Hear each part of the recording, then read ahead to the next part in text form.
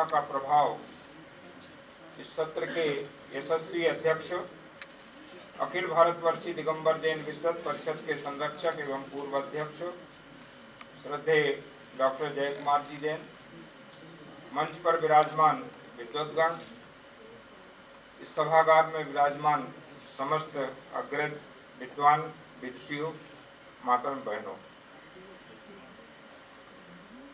आज मुझे एक ऐसे व्यक्तित्व के विषय में अपने विचार रखने हैं जिनसे आज ये सभागार उद्घाटन सत्र से लेकर के अब तक निरंतर एक नई ऊर्जा को प्राप्त कर रहा है, एक कृतज्ञता का भाव जिनके प्रति जन्म ले रहा है और जिनकी विद्वत्ता से लगभग 7 दशक तक पूरा भारतवर्ष प्रभावित रहा है। सब जानते हैं कि एक विद्वत त्रयी के नाम से 3 विद्वान प्रसिद्ध थे, जिनमें श्रद्धेय पंडित फूलचंद जी सिद्धांत शास्त्री, पंडित कैलाश चंद जी सिद्धांत शास्त्री और पंडित जगन मोहन लाल जी शास्त्री। इनका क्या महत्व था, क्या अवदान था, इसे एक ही बात से समझा जा सकता है कि उस समय यदि समाज में कोई आयोजन होना होता था तो पहले ये देखा जाता था, माने पंचकल्याणक प्रतिष्ठा, गजरत महोत्सव या वेदी प्रतिष्ठा या उस समय अन्य जो जलाभिषेक वगैरह के कार्यक्रम होते थे कि उनमें ये 3 विद्वान में से कोई विद्वान खाली है कि नहीं। यदि उन तिथियों में ये विद्वान उपलब्ध नहीं हो सकते थे तो आयोजन को आगे बढ़ा दिया जाता। माने आज जैसे लोग मतलब इसको इस रूप में देख सकते हैं कि जैन समाज में जैसे आज देखते हैं कि प्रभावी साधु उपलब्ध हैं कि नहीं है उन दिनों में, तो आयोजन रखा जाए, वरना नहीं रखा जाए। मेरे लिए ये बड़ा सौभाग्य का विषय है कि बचपन से ही मुझे जिस स्थान पर मेरा जन्म हुआ, मडावरा जिला ललितपुर उत्तर प्रदेश, वह विद्वानों की भूमि है।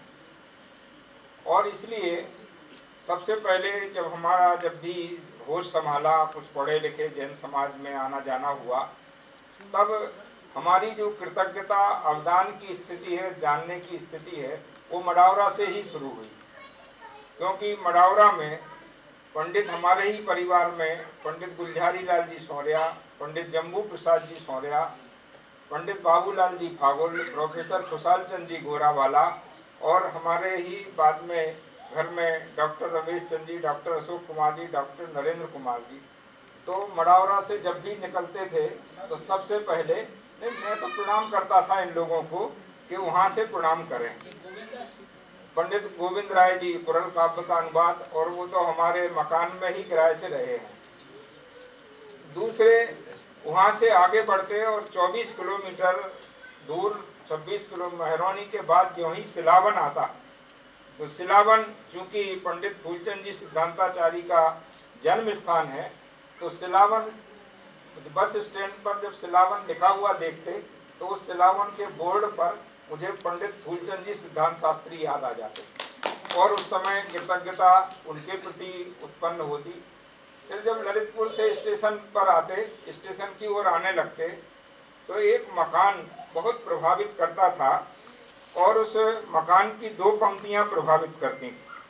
और वे 2 पंक्तियां थीं, उस मकान के ऊपर लिखा हुआ था बाहरी भाग में कि यदि पाप निरोधोन्यो संपदा किम प्रयोजनम और अथ पापा सर्वोस्तन्य संपदा किम प्रयोजनम। यदि पाप को रोकने वाला रत्नत्रय धर्म है तो अन्य संपत्ति से क्या प्रयोजन है, और यदि पाप का आश्रय मिथ्यात्व वृत्ति आदि है तो अन्य संपत्ति से क्या प्रयोजन है। और ये श्लोक आचार्य समंत भद्रदेव का रत्नकर्ण श्रावकाचार्य का जिनके मकान पर लिखा होता था, वह मकान था पंडित फूलचंद जी सिद्धांत शास्त्री का। तो हम लोग ऑटो में से या तांगे में से उधर उसी तरफ देखते हुए चलते थे कि कहीं ऐसा नहीं हो कि वो मकान निकल जाए। वो श्लोक तो पढ़ते हुए जाना है। ये क्योंकि बड़े भाई साहब ने बताया था एक बार कि ये पंडित जी का मकान है, तो ये हमारी कृतज्ञता वहाँ से। जब यहाँ 1978 और 80 में के मध्य में बनारस में रहा, तब मुझे उनके चरण स्पर्श करने का, निकट आने का सौभाग्य मिला। वे जब कहीं बाहर जाते थे तो मुझसे अशोक भाई साहब भी थे, वो कहते थे कि सुरेन को बोल देना कि हमारे घर पर रुक जाएं, क्योंकि अम्मा जी अकेली रहती थी। तो उस समय मैं जो है उनके घर जा कर के रात में रुका करता था। वो सवेरे दूध ला करके और अम्मा जी काली चाय, नींबू की चाय पिया करती थी, और वो कहती थी कि तुम अपने लिए मीठी चाय बना लेना, दूध की चाय बना लेना। तो ऐसे उनके संपर्क। और फिर जब वो हस्तिनापुर में थे, तो हस्तिनापुर में भी अनेक बार, क्योंकि जाया करते थे, बिजनौर के पास ही था, तो हस्तिनापुर जा करके वहाँ दर्शन करते थे और उनसे मिलते थे, चरण स्पर्श करते थे। तो ऐसा उनका हमें प्रत्यक्ष आशीर्वाद मिला। मैं समझता हूँ कि ये हमारे लिए, जीवन के लिए ये बहुत बड़ी बात है, और मैं इसे एक उपलब्धि मानता हूँ। दूसरे, अब अवदान की चर्चा करें।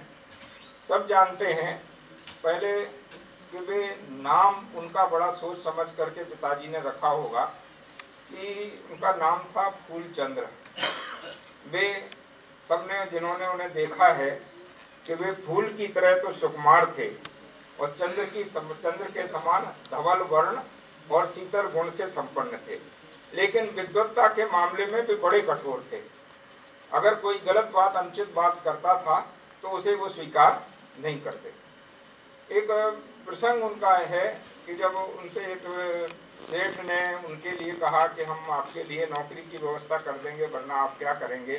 तो उन्होंने कहा कि मैं तो उस पंछी की तरह हूँ जो सुबह अपनी उड़ान भरता है और शाम को अपने घर में वापस आना चाहता है। ये उनका एक सोच था, सब जानते हैं। और उनका सबसे बड़ा अवदान तो यहाँ बैठे हुए प्रोफेसर अशोक कुमार जी, जो उनके सुपुत्र हैं, वही सबसे बड़ा अवदान है कि अगर वो एक पुत्र के रूप में और संस्कार के रूप में उन्हें नहीं देते तो एक भौतिक शास्त्र का बहुत बड़ा विद्वान हमारे जैन समाज में नहीं होता। तो आज सबसे बड़ी उपलब्धि, और उन्होंने जिस तरीके से इस गणेश वर्णी शोध संस्थान को उनके जाने के बाद संभाला है, मैं समझता हूं कि पूरे सदन को करतल ध्वनि से उनका अभिनंदन करना चाहिए। अभी विदिशा में गोष्ठी हुई थी, उसके पूर्व भी जाना हुआ। सब जानते हैं कि सटकंडागम के अनुवाद और प्रकाशन में की बहुत बड़ी भूमिका थी।